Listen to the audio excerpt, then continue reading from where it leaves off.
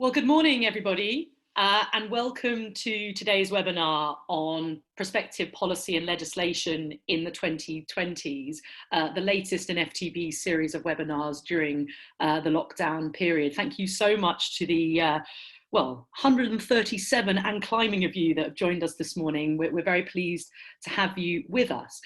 And Caroline and I, and you can see Caroline there on the screen, Caroline and I had intended to deliver this presentation to you back at the beginning of April, when we were due to be all together for our annual planning forum.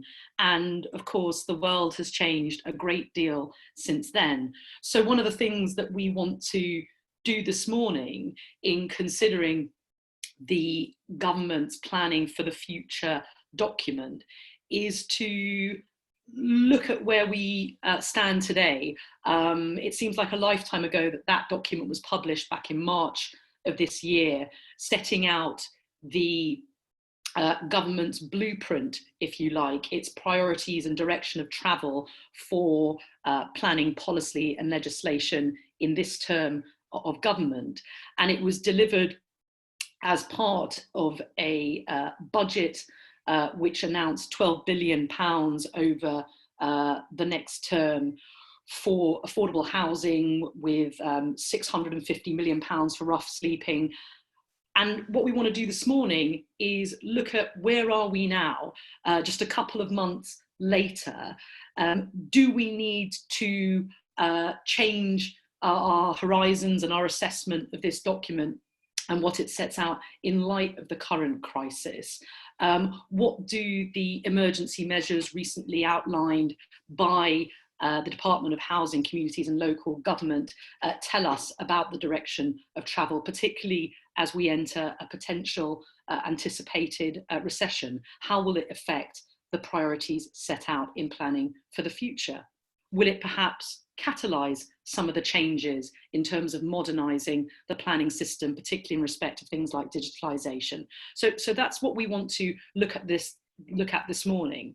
And if you like, the exam question that the government set itself in its planning for the future document is, how do we deliver 1 million beautiful homes in brownfield locations? And in many respects, that question hasn't changed. It may just be that the conditions for delivering an answer to that question have become somewhat more challenging for this government.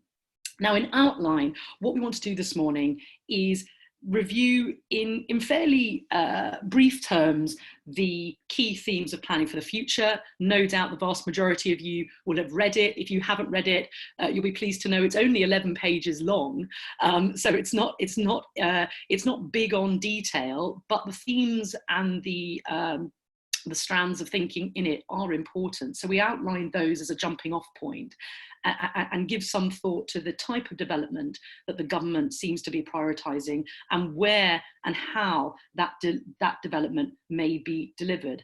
And then what we've done between us is to divide up some of the key themes that we think are interesting and that are likely to provoke new policy, new legislation, and possibly legal controversy in the coming years. In particular, I'll cover housing delivery, and Caroline will be looking at the proposals for reform of permitted development, the sustainability commitments in this document, and finally, a discussion around design. And once we've concluded our presentation, I hope that we'll have time for questions, which you're invited to submit in the Q&A chat box, and Caroline and I will be interested to receive your comments and questions, and we'll deal with as many of those that we've got time for. We're aiming to finish around the hour mark, but anybody whose questions don't get answered within that time, we will follow up after today's event. So, planning for the future, what's it all about? How does the government go about answering this question? Well, what we know is that this is a government, the document tells us, this is a government that is committed to rebuilding a home-owning Britain. So the emphasis very much on a home-owning democracy, and ownership lies at the heart of a lot of what is proposed. The key themes that I set out there on the slide include modernising the planning system. There are lots of things that are promised in this document: a planning white paper, a social housing white paper, a building safety bill, and a new housing strategy. So lots of documents that we should anticipate over the coming year. There's no time frame for that, and that's a common theme of the Planning for the Future paper overall. Lots of ambitious targets, but fairly limited on detail as to when those will be delivered by. And indeed, for all the innovation that's proposed by this document, one thing I would say is that a lot of the solutions that the government's proposing to its challenge of building 1 million new beautiful homes on brownfield sites are actually somewhat familiar. But we should anticipate those white papers in the coming year, with a view to following consultation, a suite of new national policy and guidance, probably later this year, but allowing for the current crisis perhaps early into the next year. We could just stay on the last slide a second, Caroline. Caroline is, I wouldn't say she's the Carol Vorderman of FTB, but she's managing the slides, so that things run smoothly. Lots of changes proposed in the planning system, talk of reform of fees, of greater digitalization as part of that modernisation, and we'll come back to that theme in a second, particularly in the context of COVID-19 and some of the changes that are happening as we speak. Theme number 2, build, build, build. I'll come back to this in greater detail, but the key thrust of Planning for the Future is around liberalisation of the planning system, with a big focus on the government's headline target of delivering 300,000 new homes a year. And that is what lies behind the reforms to permitted development, the proposals to add stories onto existing buildings, the redevelopment of vacant employment land, and all of the rest of it. It's all with an emphasis on the delivery of homes. And I underscore homes because this is a document that has very little to say about other forms of development. Of course, modernisation of the planning system will benefit all forms of development applications, but the emphasis is very much on house building. Thirdly, as I said, this is a document that underscores the government's commitment to home ownership. There's scant in this document to do with building for rent. The emphasis is very much on home ownership, and to that end, and Caroline will address this in greater detail, it's home ownership for first-time buyers and for other priority groups, new models of shared ownership, but ownership is the order of the day. And finally, the fourth point, and we touch on this together when we come to the topic of design, the one word that is repeated most often in this document is the word beauty. Perhaps not a descriptor that one gets too often in planning policy documents, but this coming in response to the Building Better, Building Beautiful Commission's report. It's not the government's formal response, we're still awaiting that, but the emphasis here is on building beautiful and sustainable places, and to that end we should watch out for forthcoming changes when the MPPF comes to be reviewed in the context of design and introduction of things like a national model design code. So this is about building beautiful homes that we can all afford to own in all the right sorts of places. And speaking of places, where will the new development go? And I think we can move to the next slide.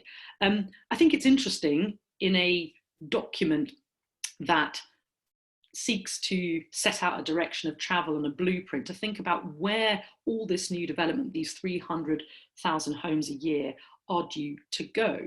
The first point to emphasise is the government is keen to underscore that development should be infrastructure led.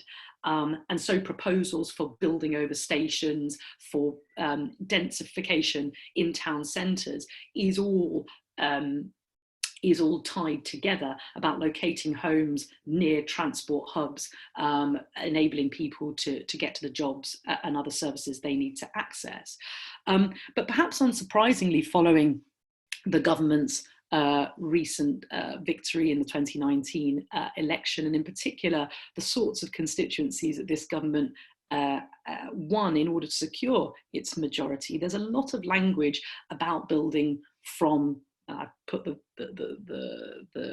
taking a quotation from Planning for the Future, from Surrey to Sunderland. And what's interesting is that in presenting Planning for the Future to the House of Commons, the community's minister said this: in reviewing local housing need, we will need to take account of the need to level up and rebalance the economy, both geographically from the south to the north and between areas. For example, by trying to ensure that cities that have depopulated in our lifetime can have more homes built in them to get people and families back into and living in some of our great cities, where sadly fewer people are living now than 20 or 30 years ago.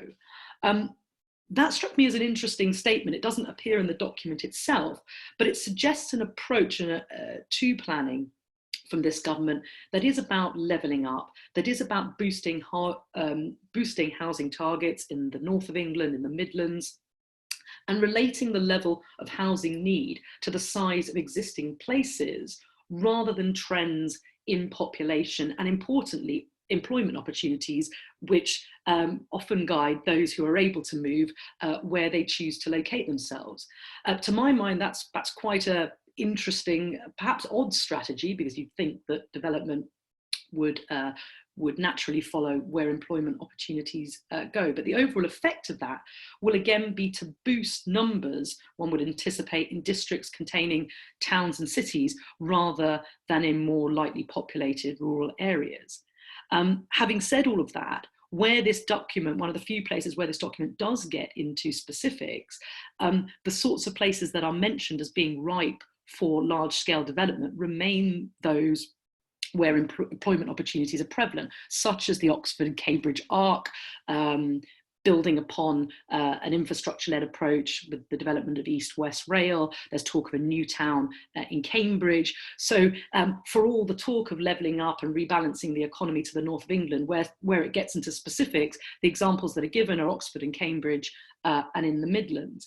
Another interesting point to reflect on as we experience this lockdown is the fact that the focus on residential development in town centres in high streets, I think, reflects perhaps a sad fact that has been accelerated by the current crisis around the decline of our high streets. We've all been doing, or lots of us have been doing, a lot of our shopping online. The rise of e-commerce has coincided, sadly, with the forced closure of lots of our high street shops. April was reported as being the worst month on record for high street retailers. And that, coupled with a falling demand as we all find ourselves at the moment working from home for office and retail space, seems to me will only accelerate the decline of many of our high streets. And with that being the case, that coupled with what this document's talking about, it seems, and if you'll excuse the pun, that residential development really has become the main, or perhaps the only, game in town. So interesting to see how that continues. Can we have the next slide, please, Caroline? Thank you. What's not in this paper? I think that can often be as interesting as what is in this paper. As I said at the start, the emphasis is very much on ownership rather than rental models. The focus is on brownfield-led development. There's very little, well, there's no express mention of greenfield release, nor is there any mention of the green belt potentially providing a source of housing sites. So that's absent. And whilst we're told to expect a social housing white paper, there is no mention of social housing delivery or a mass social house building programme. Perhaps unsurprising, but it's something that has been called for by various from various quarters, and it's not in this paper. Non-housing deprioritised, perhaps, or maybe it's simply a question of housing itself being prioritised. There's no planning bill touted in this paper, which is interesting. And so far as legislation is being proposed at this stage, it's around strengthening protection for renters and raising building standards. And there's also less emphasis on localism. Although there are plenty of references to local and local involvement, there isn't any mention in this paper of localism or indeed of neighbourhood planning.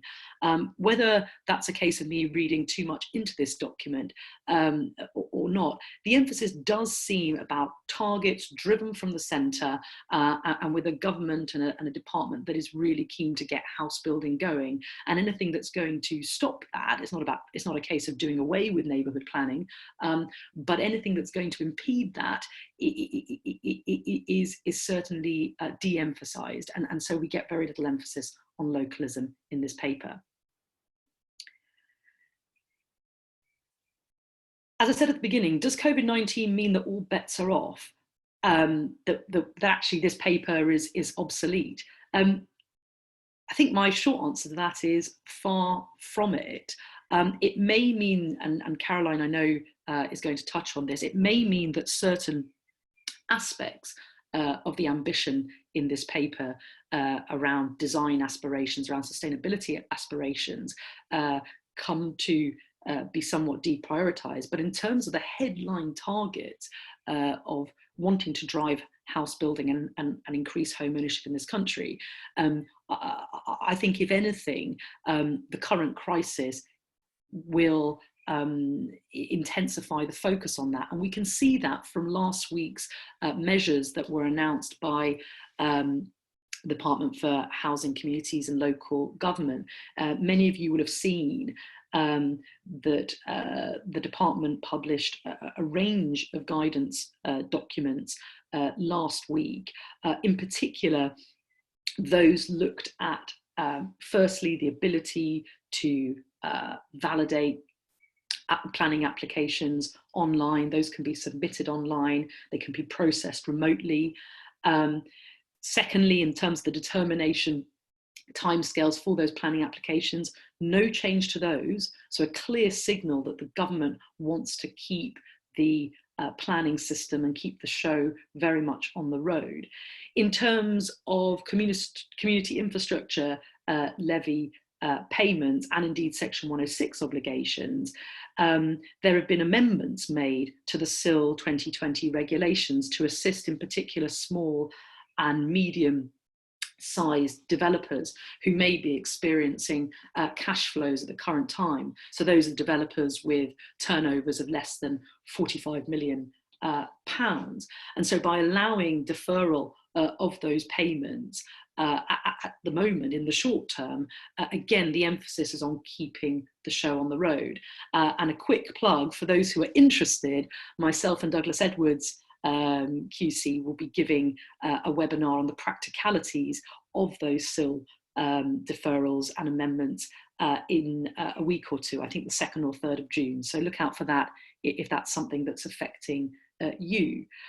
Similarly, we've seen a lot of guidance on digitalization of the planning system. So greater scope for publicising planning applications digitally, for conducting consultations, making greater use of social media and electronic communications to do that. Regulations that have been passed to allow, and many of you will have been operating with these virtual planning committees. The speed with which all this has been affected, I think, is both a credit to the civil servants who've been working all of this, but I think what it also shows is just how critical planning, development, construction is to the government's plans to keep the economy going, and how critical it is to those plans for the ongoing recovery. So short of seeing a scaling back of the ambition in the Planning for the Future document, I expect that if the latest guidance and legislative amendments that we've seen over the last week are anything to go by, the government will be very, very keen to push forward with these reforms and with the modernisation of the planning system.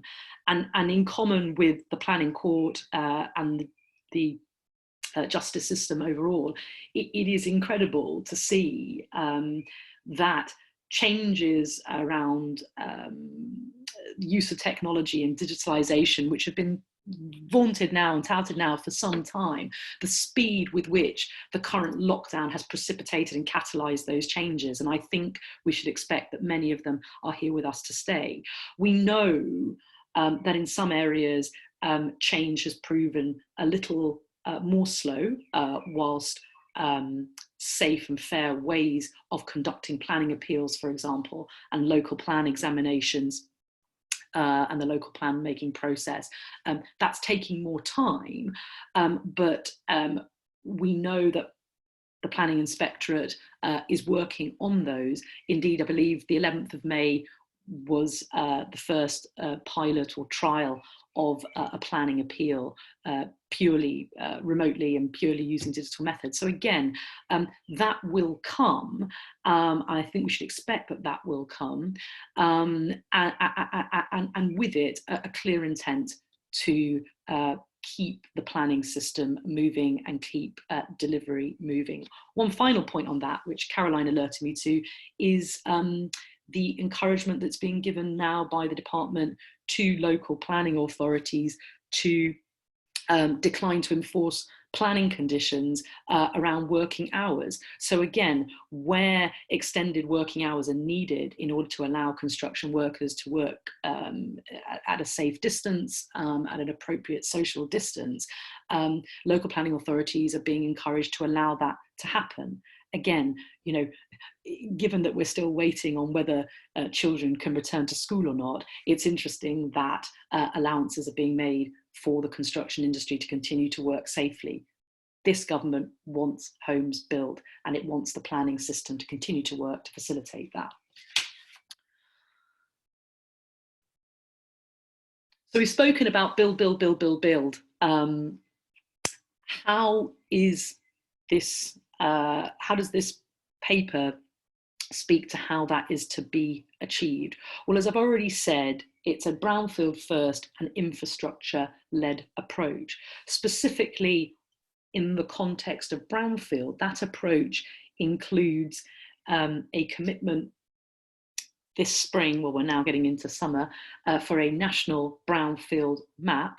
The government has pledged £400 million in order to use brownfield sites productively. And I think that's quite a helpful recognition of the abnormal costs that can be associated with brownfield development.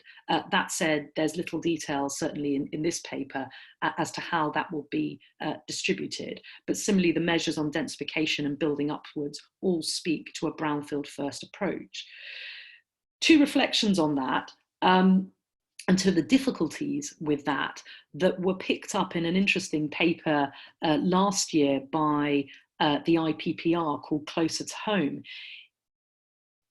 Two difficulties. First, brownfield capacity, as we know, is not always concentrated in those locations with the highest level of need. Notwithstanding the Minister's comment that to the Commons that I read out earlier about concentrating house building in those town centres and cities which have been depopulated. Plenty of brownfield sites available there, but what about in those locations in and around the Oxford and Cambridge area, for example, where there may be large amounts of housing need and for people to access job opportunities? Brownfield capacity doesn't always match up with the highest levels of housing need. So that's the first point. And more broadly, the second point that the IPPR make is that there's simply not enough of it. Even if the national brownfield map gets up and running pretty soon, what it's likely to show is capacity for the delivery of about 1 million homes on brownfield sites alone, assuming that all of those could be developed.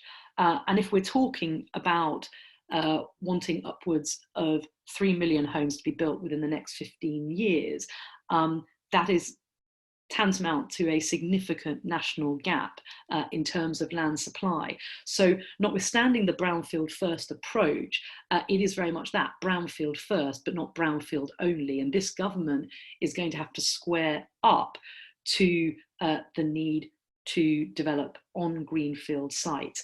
And I think there was some recognition of that on the part of the minister when he put this paper before the Commons and said that as well as wanting brownfield first, we have to balance that with ensuring that homes are available for the next generation in those parts of the country where people really want to live. So I think in that, trailing a recognition that there will need to be release of some greenfield sites as well as redevelopment of previously developed land. The second observation, as well as the brownfield first infrastructure-led approach to build, is to reflect on what this document doesn't do in terms, and that's this. It's really an emphasis on chasing density and chasing numbers. And what this paper doesn't really touch on is the importance of delivering the types of housing which are required and which the market needs. So for example, housing for older people, family size housing. And we know that this is a priority for the government, as we've seen, for example, by the recent intervention and direction by the Secretary of State in respect to the London Plan, where one of the concerns that the minister expressed in his letter to the Mayor of London was around the absence of targets and direction on requiring family-sized homes. This document doesn't really tackle that. So it's something to look out for in subsequent publications that the government makes. This is all very much focused on the numbers game rather than on the types of housing. So we know where the new housing, where the government wants the new housing to go. How is it going to get there? Well, as ever, it's a balance of carrot and stick. The carrot, as I've set out there, is the new homes bonus. This perhaps remains a little vague at the moment. Since 2011, we know that almost £9 billion has been allocated to local authorities under the new homes bonus, which works out roughly at 27 million per authority. And that the purpose there is to reward those local authorities who are meeting their new homes targets. That said, there's actually very little concrete evidence that the new homes bonus itself is stimulating additional housing delivery, given that it's set at relatively modest levels per new dwelling. It's not clear that of itself it's actually incentivizing or delivering, if you like, on further delivery. But it's there, probably to have any real effect and any real impact on delivery. We would need to see additional incentives from the government to those local authorities that are proactive in terms of meeting their housing delivery targets. But if carrot doesn't work, then there's always, of course, the stick. And as well as promising a review of the formula for calculating housing need, what this paper does do is to ramp up the housing delivery test. Now, this is supposed to, at the moment, certainly when this was announced, take effect from November of this year. Whether that timetable will slip owing to the current crisis remains to be seen. But effectively, a presumption in favour of sustainable development will apply to all authorities that have delivered less than 75% of their identified needs. And at the current count, what that means in practice is that around a third of all authorities in England are at risk of the most severe sanction, if you like, the application of that presumption based on last year's figures. So certainly, if that is brought into effect from November, that stands a chance of boosting delivery. There is also, on a more medium to long-term scale, trailed in this paper, proposals for other measures to accelerate build-out rates, as well as reference to zoning measures and greater use of zoning measures, although the only specifics that are given there are around local development orders, which are of course an existing mechanism, one which the government often seeks to encourage local authorities to use, but for which in practice there has been relatively little take up. But it'll be interesting to see what role those play in actually accelerating delivery.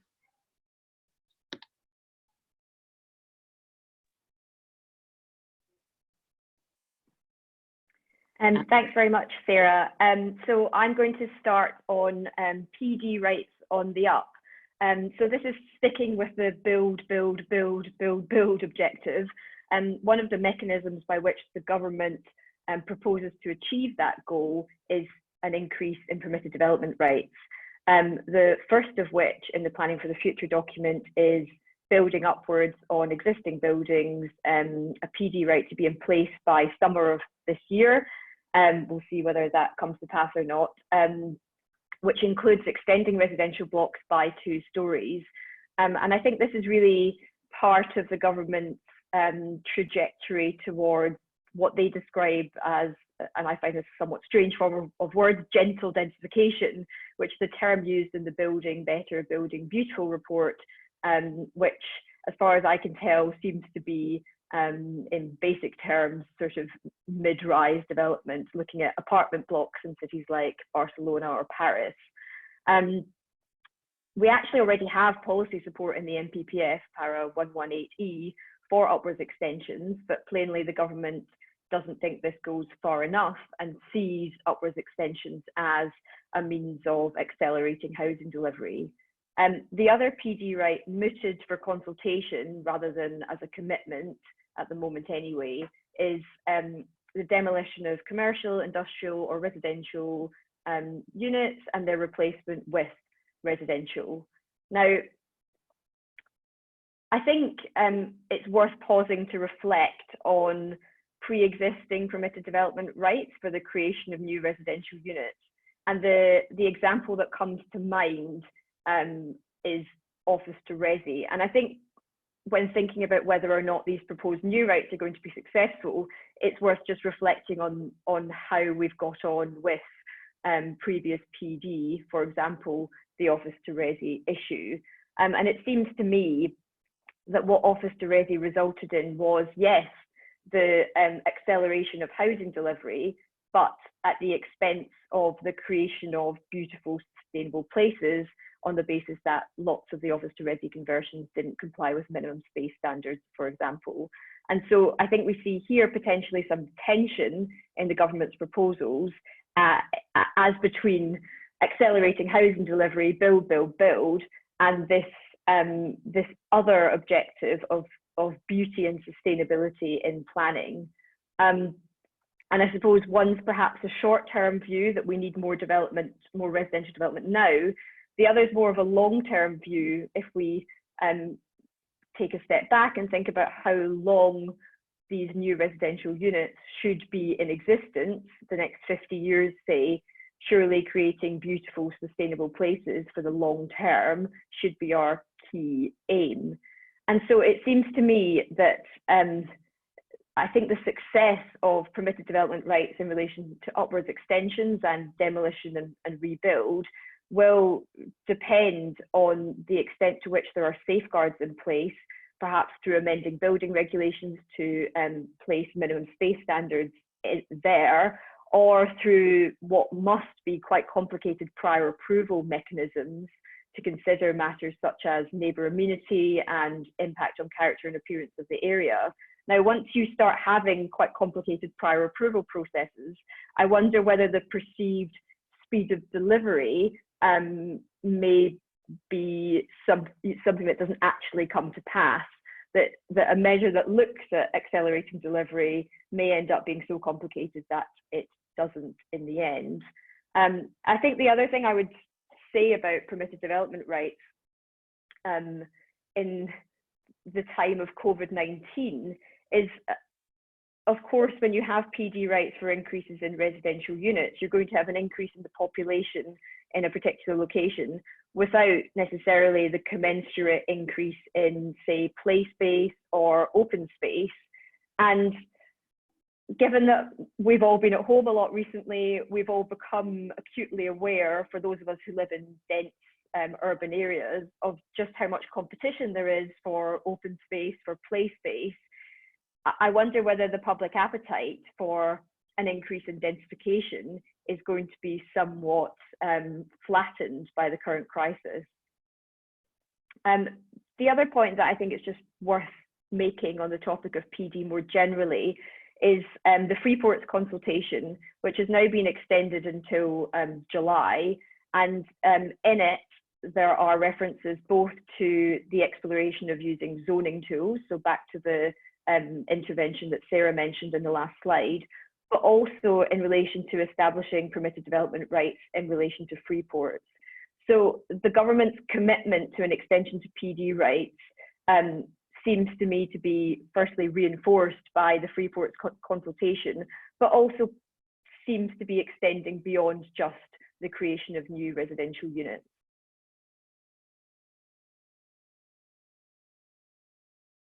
Moving on then, turning to the issue of prioritization of home ownership. One of the major planks of the Planning for the Future document in relation to home ownership is the First Home Scheme. And this represents the latest chapter in the government's efforts to make available a deliverable model of discounted home ownership.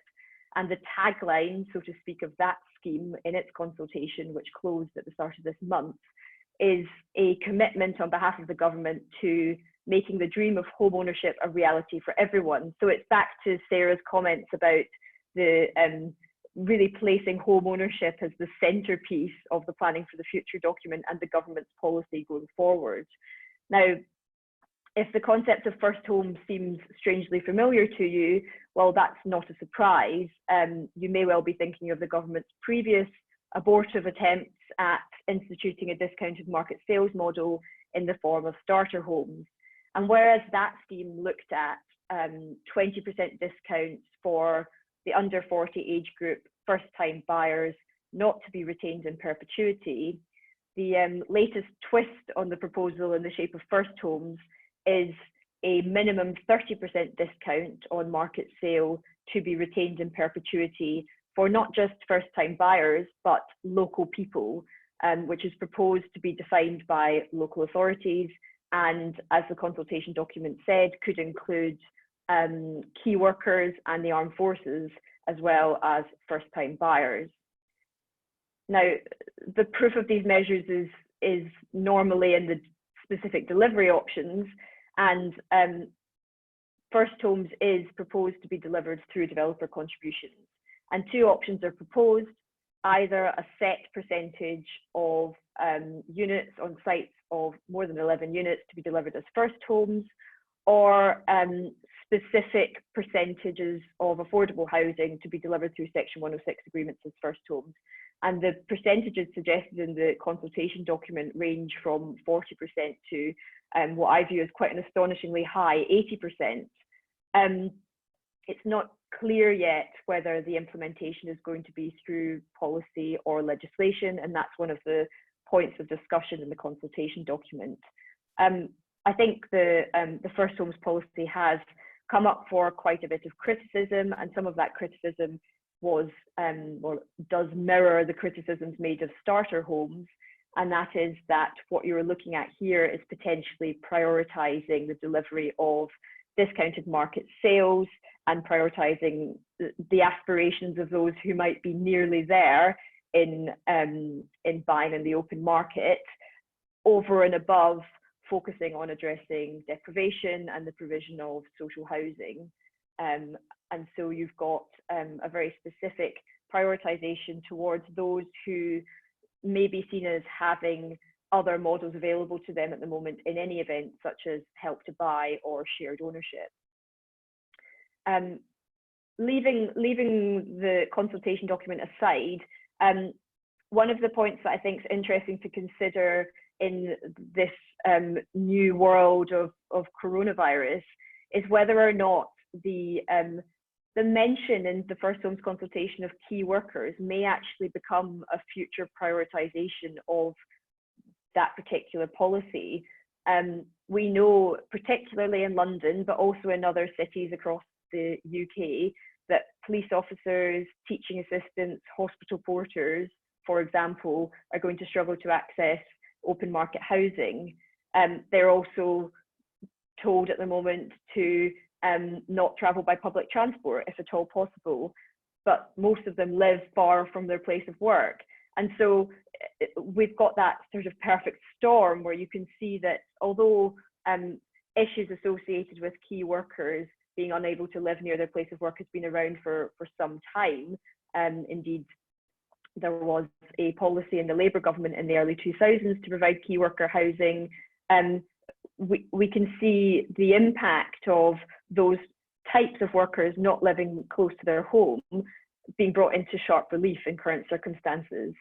So I wonder whether first homes might become first homes for key workers.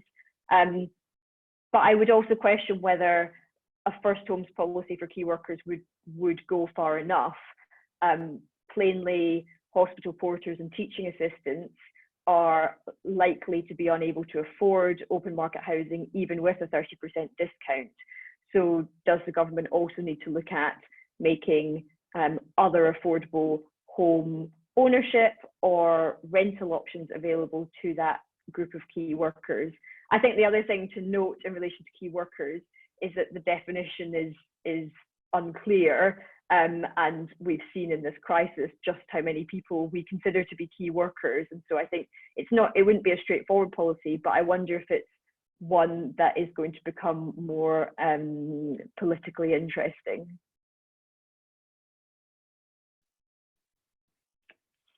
Turning then to the objective of creating beautiful, sustainable places, and I'll deal with the sustainable issue.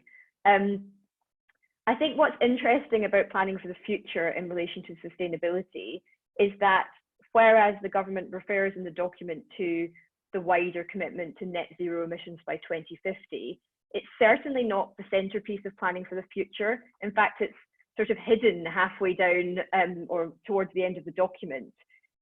And I think that's important to contrast with the position of lots of local authorities at the moment who have declared climate change emergencies. So we have a prioritization, at least an intention on the part of some local authorities, and a central government planning policy approach that doesn't seem to be centred around the climate emergency.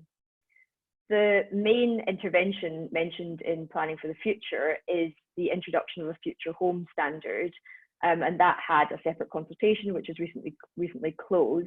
And in very basic terms, the proposition is that from 2025, we will have a statutory requirement of up to 80% lower carbon emissions for all new homes.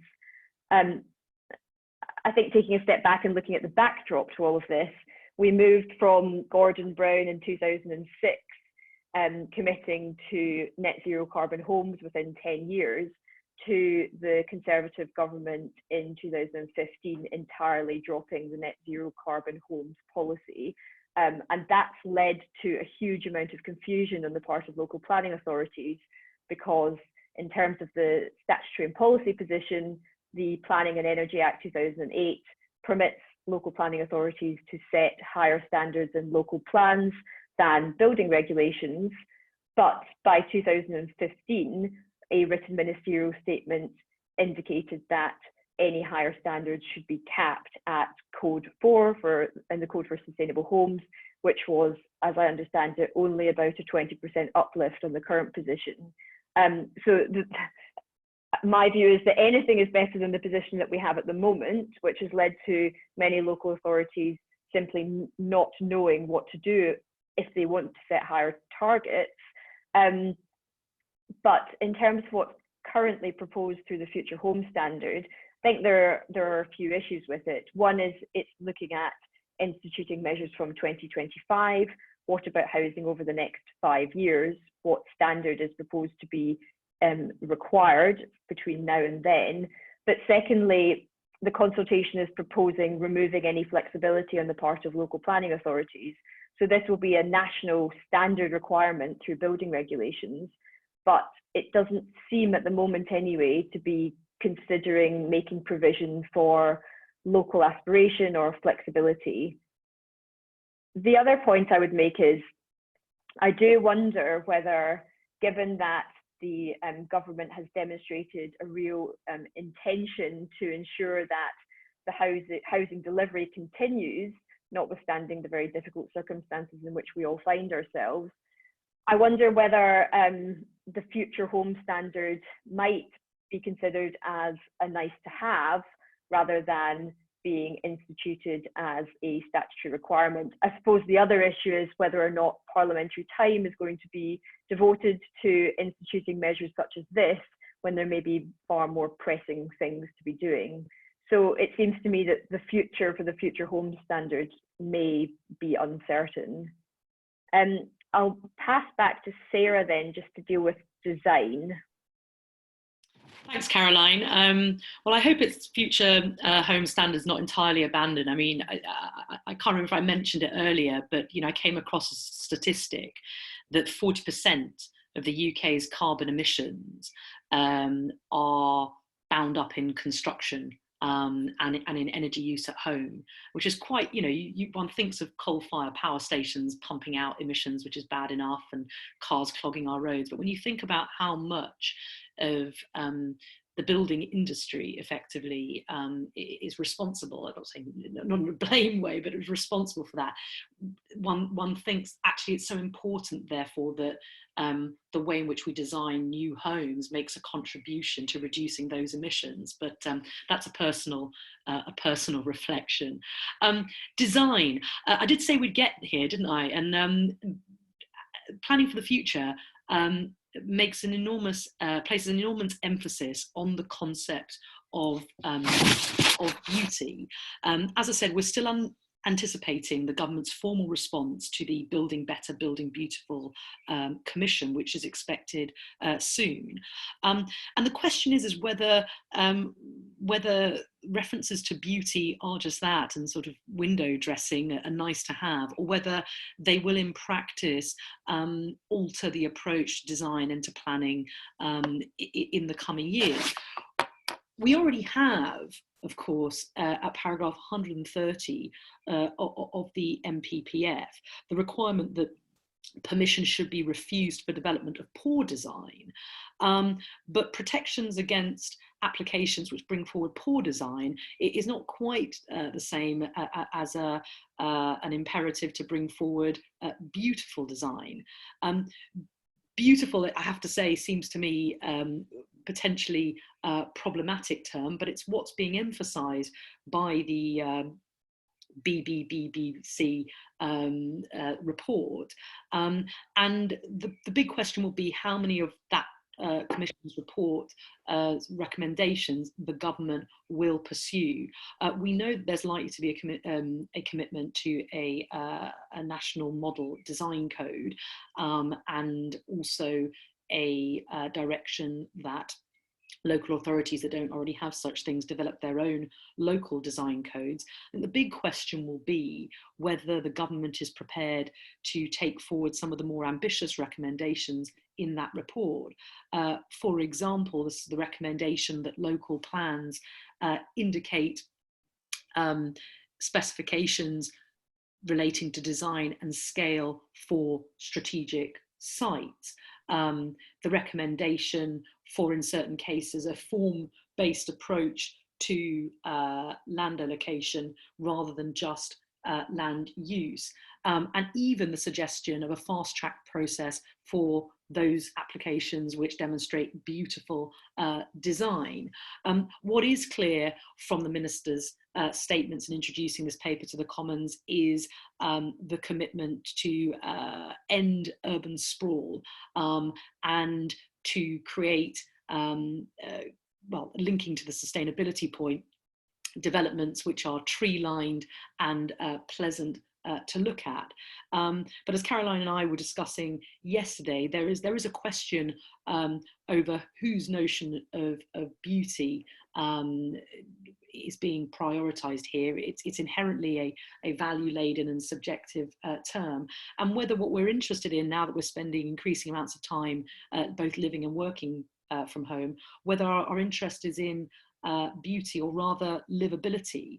And we include on the theme of design a few images of some of our most, well, maybe favourite designs. We thought actually, as well as you asking us questions at the end of the session, whether we'd do a sort of FTB planning pub quiz type slide for our last slide and see whether any of the participants in the audience can name the developments in this last slide. But what they're there to show is that beauty can take many forms. Certainly in the case of one of these designs, it incorporates the highest sustainability standards reflected in the passive house approach to sustainable housing design.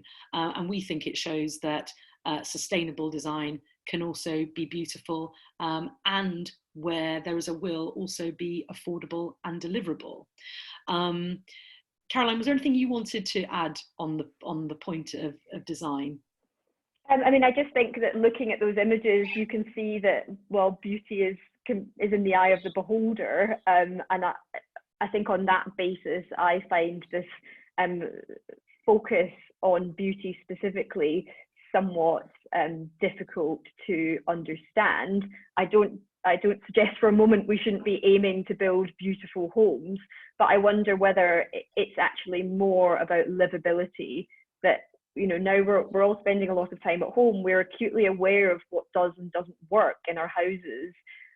What about things like ensuring minimum space standards? You know, I think the aesthetics is only one aspect of it, and I wonder whether it's quite easy to talk about beauty and quite easy not to make any sort of concrete interventions in the planning system in order to attain beauty. It's much harder to have more hard-edged, I suppose what I might consider to be more objective approaches about which I think most of us can agree on, as opposed to this much more amorphous and subjective idea. And I think one thing, I've heard the architects who designed one of the developments there in Norwich speak, and it really struck me when they spoke about the attention to detail that they had put in relation to where the bins were located within the properties, and also sort of passive surveillance of children playing and creating a location that allowed children to play in a free manner. And those struck me as really important interventions that actually have nothing necessarily to do with the aesthetics or the beauty of the property. Absolutely. I think in fairness to the Building Better, Building Beautiful Commission, a lot of the emphasis was on placemaking, and I think that's part of what you're driving at. How compatible or how consistent that is with some of the liberalisation around PD rights that you spoke about earlier, particularly where you're converting, as we already have the ability to do, but converting existing office space to resi, and at the same time the aspiration to maintain natural light standards and beauty and all the rest of it. Same with adding stories. That can obviously be done in a well-designed way, but it can also be done in a way particularly where one can see the potential in, for example, conservation areas to bring it in tension with other forms of policy protection. You're looking at assessing applications where the fallback position might be to allow you to build 2 stories higher. How is that to be balanced against a requirement, for example, if the government chooses to go down this route, accepting an aspiration for a net gain in terms of beauty? I think this potentially, as you say, throws up more more difficulties than it answers, and insofar, in my view, as it represents an impediment to smooth and efficient delivery of housing, I suspect it's something that we may see downgraded in actual decision making and indeed in policy documents down the line. But that's just my prediction. Do we have any correct guesses? I'm just going to have a look on the Q&A. We've got one guess from Miss Christopher Francis. It's the Brunswick Centre in Camden. Is that right, Caroline? Is it the Brunswick Centre? I thought it was the Alexandra and Ainsworth estate, the Neve Brown estate. I still think you get half a point for getting it's in Camden, because I think it was very much part of the same architectural period and development drive in the Camden area as the Brunswick Centre, and certainly that doesn't recall the Brunswick Centre. But I think you're right there, Caroline. I'm going to see if we've got any more answers before. Barney Ray got the right answer, as did Linda Felton. So very well done. Any more guesses? I think Caroline gave you a clue in her last comment. Whilst you're thinking about that, I just wanted to address a question we've had, and we'll round off in the next 5 minutes or so, as we said we would, from Chris Lambert, who makes this point. Given the work already done on brownfield mapping, should the main point of the National Brownfield Map be seen as helping to justify the release of greenfield land? I think that's a really interesting comment, or I know you phrase it as a question, but I think it's a really, really interesting point. And I think I'd agree with it as well. Once you can see what your capacity for brownfield development is, you can also see what the limitations of that are. And I think when you compare that with the targets the government has set itself, I agree with you that can be a basis, provided that that in plan making the emphasis is on brownfield led and brownfield first, provided that is taken as the kind of first port of call, then I agree with you. It provides an evidence base which could be used to justify the release of greenfield land.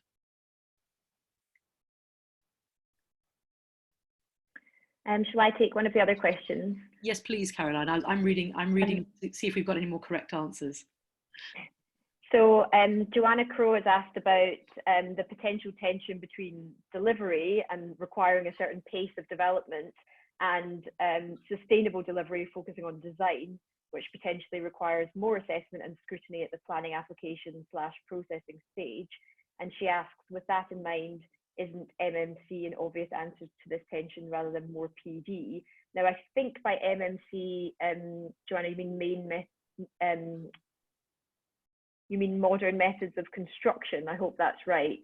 I mean, I think in general, I don't see PD as the answer. And so I think modern methods of construction or more innovative solutions are going to be more likely to be able or to be capable of both delivering at the rate at which the government wishes to deliver development, but also delivering that sustainable, beautiful place that is a further facet to its objectives.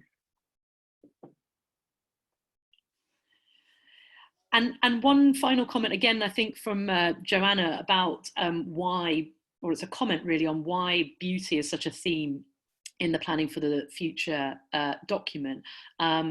I think she suggests that it's partly a way of addressing the assumption that when things are done, that when affordable homes are built and built quickly, that they're somehow less aesthetically pleasing. Interestingly, there is in Planning for the Future some discussion on modernisation of construction methods, and we've all read in various quarters about support for modal forms of construction to speed up affordable housing delivery. And in fact, Sam Cooper identifies the image on the left-hand side as being the passive house development in Norwich. It's the Goldsmith Street development, which was 100% social housing in Norwich, which won the Sterling Prize for Architecture, which just goes to show that, as I said, beautiful can be sustainable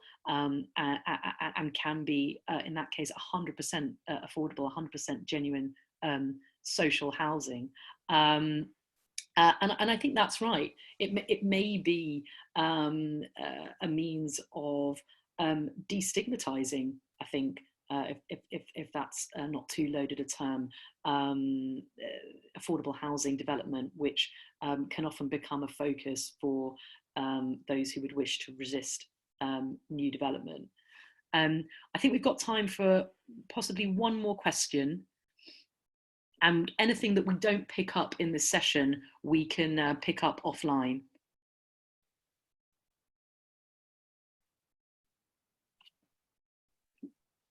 Sorry, I've had to stop sharing the screen so I can see the questions properly.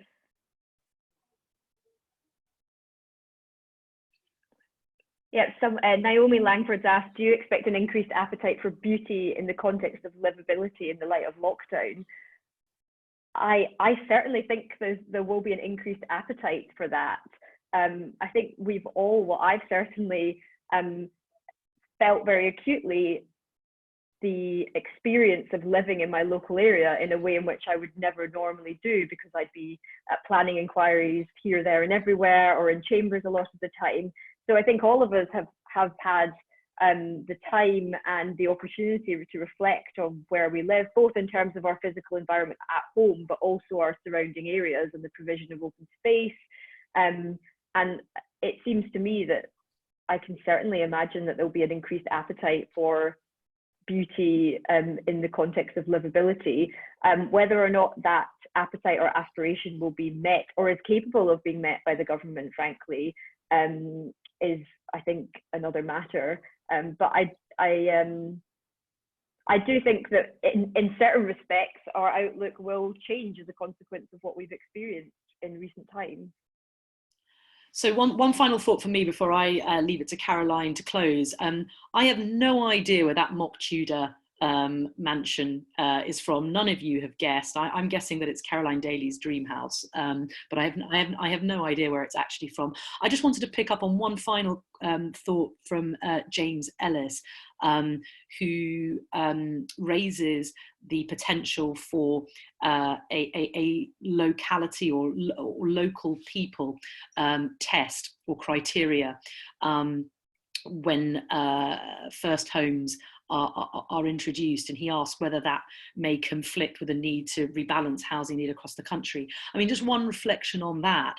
In the context of affordable housing and social housing allocations, and how priority is assessed within those sorts of allocations, there's been all sorts of litigation of different schemes which prioritise those who have been resident in a particular borough or local area for a certain number of years, and whether actually that breaches all sorts of equalities legislation, because there are certain people who, because of their protected characteristics, are less able to show that sort of residency, duration of residency. So I think actually introducing additional criteria that you've got to have lived local, say, for a certain amount of time is a really interesting one. I think it's the kind of thing you can imagine garnering quite a lot of local support if the idea was, we're going to build these affordable forms of home and you and your children are going to benefit from them, but that obviously has to be lawful in other respects and not discriminate or exclude other groups who may not be able to show or meet that criteria. So I think it's really, really interesting. It's a case called H and Ealing, which deals with it in the social housing context, but you can see that sort of conflict arising down the line. It all depends on what shape the first homes policy and the allocations end up taking. But that's probably quite far down the line. Thanks, Sarah. So I think we've slightly overrun our promised hour-long engagement. Just before we depart, I wanted to let you know that Chambers is currently hosting a rolling programme of seminars, both in relation to planning, but also in relation to our other practice areas. They're publicised on the Chamber's website and by way of email invitation. If you're not already signed up and you'd like to be, then you can find the form on the Chamber's website, which is ftbchambers.co.uk. And Sarah and I hope to see many of you virtually at our future events. So thank you very much, and I hope you have a good start to the week. Thank you.